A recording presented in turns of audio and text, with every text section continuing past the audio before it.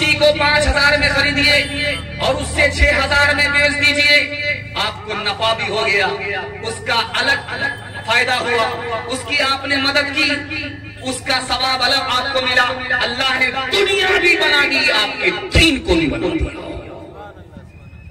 एक मिसाल पर पैगाम को खत्म कर रहा हूं, दूसरे को देख करके दिखा करके शादी मत कीजिएगा, वो तो आसमान पर चला जाएगा, आप जहन्नम में चले जाए। हाथ जोड़ करके आपसे क्या, अपनी जेब को देखिए, पैसा है कि नहीं, फिर शादी कीजिए, बारात बुलाइए, दावत कीजिए। अपनी जेब को देखिए, चादर को देखिए, 1 साल करके दिखाइए, अल्लाह आपको किसी का मोहताज नहीं रखेगा। अभी आपके पास, मेरे पास पर्ची आई है कि निकाह होने वाला है, मैं भी होशियार काजी हूं, पता कर लूंगा ये फ्री का निकाह है या डिमांड का निकाह। रजिस्टर मुकम्मल करने के बाद काजी साहब ने कहा लड़के वाले से 3 लाख रुपए काजियाना जमा करो, तब निकाह पड़ा। तो वो लड़का वाला बोला, बड़े बेशरम आदमी हो भाई, दाढ़ी टोपी रख करके चुना लगाते, 3 लाख कहीं काजियाना होता है? तो काजी साहब ने कहा कि तुमने बेटे की शादी की है, बेटी की शादी नहीं। तुम अपने बेटे के लिए लड़की वाले से 30 लाख लिए हो, जब तुमको शर्म नहीं है तो हमको भी शर्म नहीं है। पहले 3 लाख काजियाना जमा करो, उसके बाद तुम्हारे बेटे का निकाह। हाथ उठाइए, वादा कीजिए, जो खुदा से नहीं मिला सस्ती से लेंगे। हाथ उठाइए इंशाअल्लाह।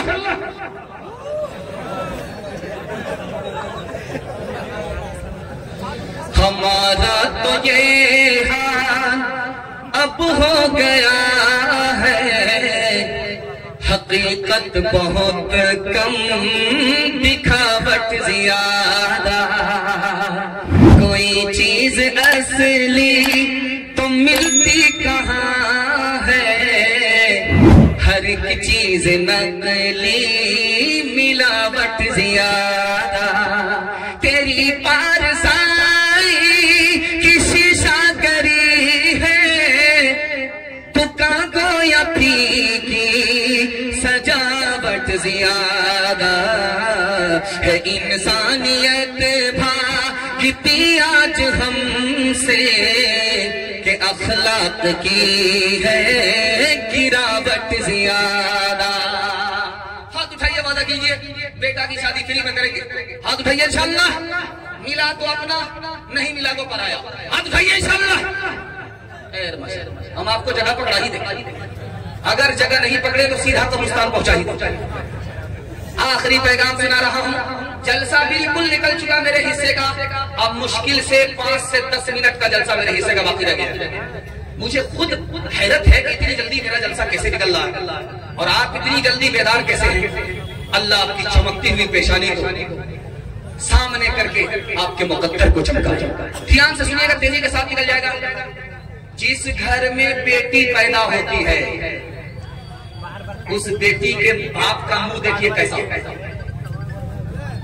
बेटी पैदा हुई है, बाप को खबर मिली, मुंह लटका करके बैठा हुआ है, सरगाड़ करके बैठा हुआ है।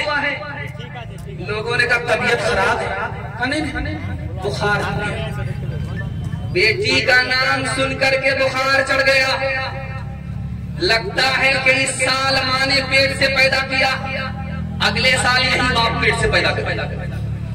मामला क्या है? बेटा पैदा होने के बाद सर उठाता है, मिठाई बांटता है। बेटी जहां पैदा हुई मुंह लटका करके बैठ जाता है। क्यों? बेटा आएगा मार्केट में, बेचेंगे, माल कमाएंगे। बेटी आएगी तो जेब भी कट जाएगी, खजाना भी खाली हो जाएगा। दाल काली है, मुकम्मल घोटाला। जलसा हो रहा था, एक बूढ़ा आदमी आकर के बोला, मौलाना दुआ कीजिए मेरी बेटी का रिश्ता आ जाए। अरे अल्लाह का बंदा, रिश्ता बेटी का नहीं आता। का हुजूर पैसा नहीं है, रिश्ता आता है वापिस चला जाता है। गाड़ी घोड़ा का डिमांड करता है, पैसे का डिमांड करता है, सामान का डिमांड करता है, कोई उधार नहीं, सब नगद। और गरीब आदमी कहां से इंतजाम करे? रिश्ता आता है चला जाता है। इसलिए आप दुआ कर दीजिए रिश्ता आए। तो उस आलिम ने सामईन से कहा कि याद रखो, बेटी को रिश्ता नहीं देते, पैसा नहीं तो वापिस चले जाते। तुम असल में ये साबित करना चाहते हो इस बाप ने जो बेटी पैदा किया है, इसकी सजा बेटी को भी मिलेगी, बेटी के बाप को भी मिलेगी।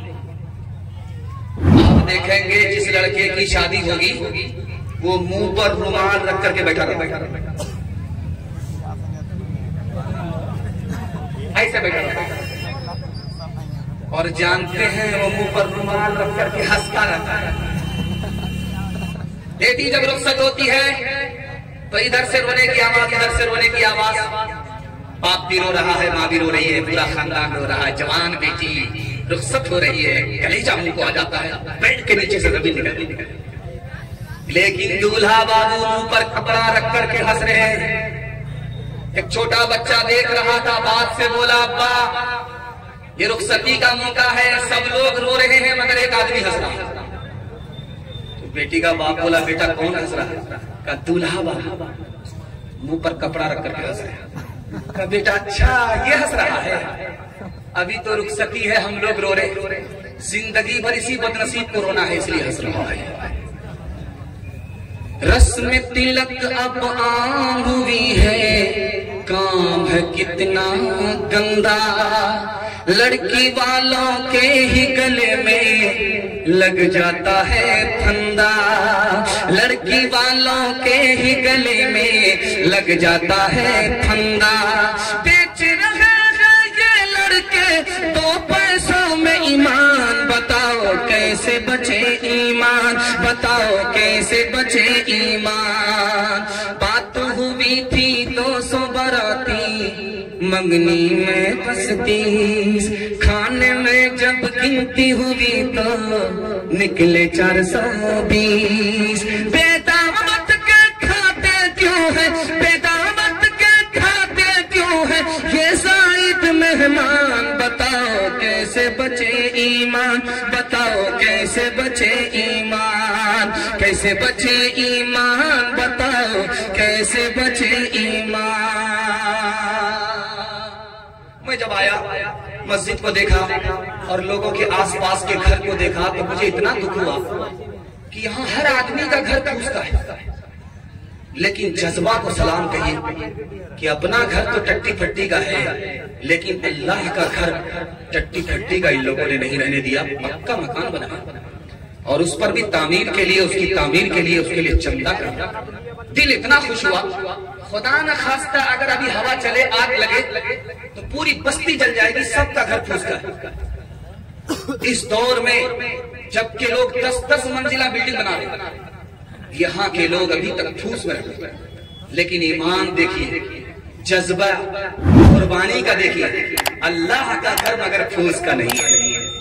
अल्लाह आपको जन्नत में इससे बेहतर घर और मकान अता फरमाए। ध्यान से सुनिएगा, अल्लाह आपको मालदार बनाएगा, आपको मकान देगा, इज्जत देगा। इस पैगाम की आप हिफाजत कर लीजिए, आपको अल्लाह तरक्की देगा। ध्यान से सुनिएगा, यहां से लेकर के वहां तक सुनने के लिए एक बात तैयार है? हाथ उठा दीजिए इंशाअल्लाह। 3 नौजवान आपस में बहस कर रहे। एक बोला पता है मैं कौन हूं? बोला बताओ। का मेरा बाप उसके चूल्हे पर जब हांडी चढ़ती है उतरने का नाम नहीं लेती, लोग हाथ जोड़ करके खड़े होते। दूसरा नौजवान घबरा गया कि तो हातिम ताई का बेटा वाल बेटा। दूसरा जवान बोला कि मैं किसका बेटा हूं पता है? मेरे बाप की मुट्ठी में हवा है, वो कहता है तो बहती है, मना कर देता है तो रुक जाती है। घबरा गया कि सुलेमान अलैहिस्सलाम जैसों का बेटा है। तीसरा बोला कि मैं जानता हूं मैं किसका बेटा हूं, मैं उस शख्स का बेटा हूं जिसके सामने बड़े बड़े की गर्दन झुकती है, वो खून भी बहाता है, जुर्माना भी लेता है। तो सोचा कि रुस्तम पहलवान का बेटा है। लेकिन जो आदमी ज्यादा झाड़ता है समझ जाइए वो कुछ नहीं है, खाली बर्तन है, बचता ज्यादा है, ऊपर से फीट फाट है, नीचे से मकामा घाट। जो बोला कि मैं उस शख्स का बेटा हूं जिसकी मुट्ठी में हवा है, वो कहता है तो बहती है, मना कर देता है तो रुक जाती है। तो सोचा कि सुलेमान अलैहिस्सलाम जैसों का बेटा है। पता चला कि वो लोहार का बेटा था। बाप जब भाती चलाता है तो हवा चलती है, छोड़ देता है तो रुक जाती है। शेखी बगा रहा था, लोगों को बेवकूफ बना। जिसने कहा मैं उस शख्स का बेटा हूं जिसके चूल्हे पर जब हांडी चढ़ती है उतरने का नाम नहीं लेती, लोग हाथ जोड़ करके खड़े होते हैं। लोग घबरा गए कि लगता हातिम ताई का बेटा होगा। समझाने वाले ने बताया कि बहुत बड़े बाप का बेटा नहीं है, बाबरची का बेटा। दाल उतार करके भात चढ़ाता है, भात उतार करके तरकारी चढ़ाता है, और सर्दी के जमाने में लोग आग तापने के लिए हाथ जोड़ करके खड़े होते हैं। धोखा दे रहा बेवकूफ बना रहा। तीसरा बोला मैं उस शख्स का बेटा हूं जिसके सामने बड़े बड़े की गर्दन झुकती है, वो खून भी बहाता है, जुर्माना भी लेता है। बताने वाले ने बताया कि ये बहुत बड़े बाप का बेटा नहीं है, शेखी बगार है, लोगों को चकमा दे रहा है। इसका बाप नाई है, बाल बनाता है। किसी को भी सर झुका करके बाल बनाना पड़ता है, उस्तुरा लग गया फिर भी पैसा देना पड़ता है, उल्लू बना। अदालत में दो भाई ने केस किया एक दरख्त के बारे में। बड़ा भाई बोला कि मेरा है, छोटा वाले भाई बोला कि मेरा है। दोनों का झगड़ा जब घर में हल नहीं हुआ, अदालत में गया। ये अपने वकील को पैसा दे रहा, वो अपने वकील को पैसा दे रहा है। 10 साल दोनों भाई लड़ते रहे, लड़ते रहे, लड़ते रहे। उसके बाद अदालत में यह फैसला हुआ कि घर जाओ, उस दरख्त को काट दो, आधा तुम ले लो, आधा उसको दे दो। न तुम्हारा मुकम्मल न उसका मुकम्मल, दोनों का है, आधा तुम ले लो, आधा वो ले लो। दोनों जेल में केस लड़ करके पैसा इतना बर्बाद कर चुके थे कि दरख्त कटाने का भी जेब में पैसा नहीं था। मैं हाथ जोड़ करके आपसे कहता हूं, मौज की लड़ाई में पूरा घर तबाह हो रहा है।